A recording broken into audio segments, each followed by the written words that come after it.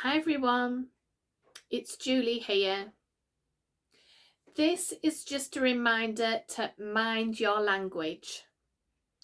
Be careful how you speak to yourself because you are always listening. And the brain doesn't really recognize negatives very well. So, for instance, you might say, I don't want to be depressed. I don't want to be fat. I don't want to drink too much. But all your mind is hearing is drink too much. It doesn't recognize the negative so well. So it's a bit like if I said to you, or if you run a train and the conductor says to you, where do you want to go? And you say, well, I don't want to go to York. And the conductor says, no, but where do you want to go? And you say, well, I don't want to go to Hartlepool. And the conductor says, no, where do you want to go? And you say, well, I don't want to go to London. But where do you want to go? So it was so much easier if you just said in the first place, well, actually, I'd like to go to Whitby or wherever you want to go. And your mind is like that. You have to tell it what you do want, not what you don't. So all the time you stand in front of the mirror and saying, I'm not going to be scared. I'm not going to be this, that, or the other. You don't get the result that you're looking for. You need to tell your mind, that part of your mind that drives you to do things, what it is that you do want. Now, the other thing is, what if you're used to saying negative things about yourself? And then you suddenly turn around, you start going from, I'm really so nervous and I can't do this and I don't know about that. And you stand in front of the mirror and you go, I am confident.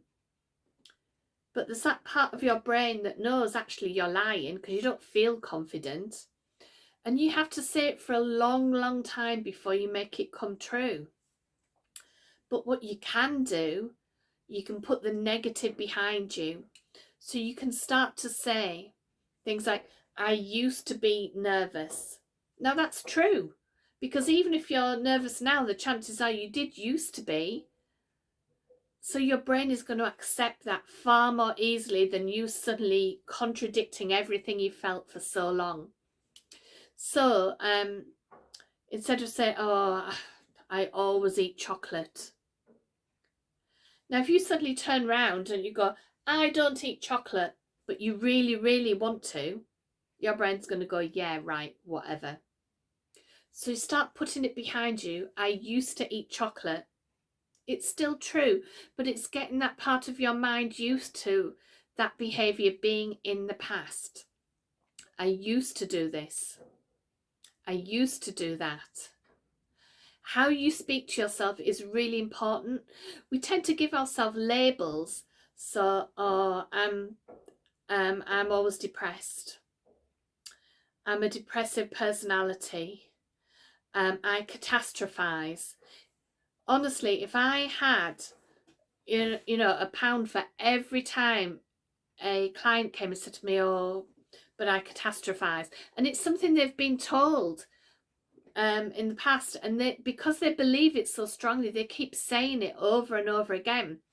So the brain's like, right, okay, well, they catastrophize, so we'll give them something to catastrophize about. And then they start thinking, well, what if this?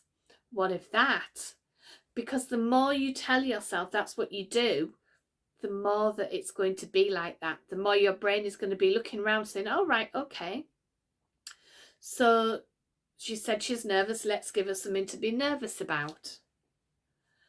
Start putting the negative behaviors in the past. Put it behind you. I used to catastrophize. I used to be nervous. I used to do this. I used to do that. And it's still true. So your brain is going to accept it far more readily. And then after a while, when that becomes more of a normal feeling for you, whatever normal is, but if that becomes more accepting to you, then you can start the, I'm confident, I'm a healthy eater, I ignore all the bottles of wine in the fridge. Whatever it is that's been bugging you, Be careful how you speak. Mind your language. Part of your brain is always listening. So let's think, what other things? I used to be terrified of spiders. Okay, probably true.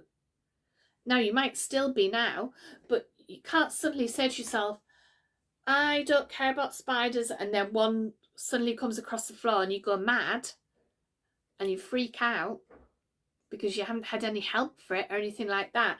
But you tell yourself, I'm not scared of spiders, and then suddenly one is there. But you can say, I used to be scared of spiders.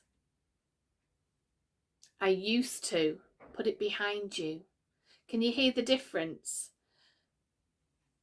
I've always been scared of spiders. I'm scared of spiders. I used to be scared of spiders. Put it behind you. I'm not scared of spiders anymore. Oh my God, there is one over there. Doesn't work. Start by putting it behind you. I used to be scared of spiders. This is what I tell my clients all the time. Other things you can do. If you're right-handed, start to clean your teeth with the left hand. Do it for a week and see how it works. And sometimes people say, oh God, it was really difficult. It's not difficult. Climbing Mount Everest is difficult. It's just different. It's getting your brain to think differently. Lots of things that you can do as a gradual way to getting your brain to think differently. But definitely speak differently to yourself. So remember, cut out the negatives. I don't want to do this is like saying to the train conductor, I don't want to go to York, Whitby, Middlesbrough, wherever. Tell what you do want. Tell the conductor, where do you want to go? Tell your brain, what do you want to do? So not, I don't want to put on loads of weight because I've stopped smoking. No. What do you want to do? I do want to eat healthily because I'm looking after my body more. I do want. Not what you don't want.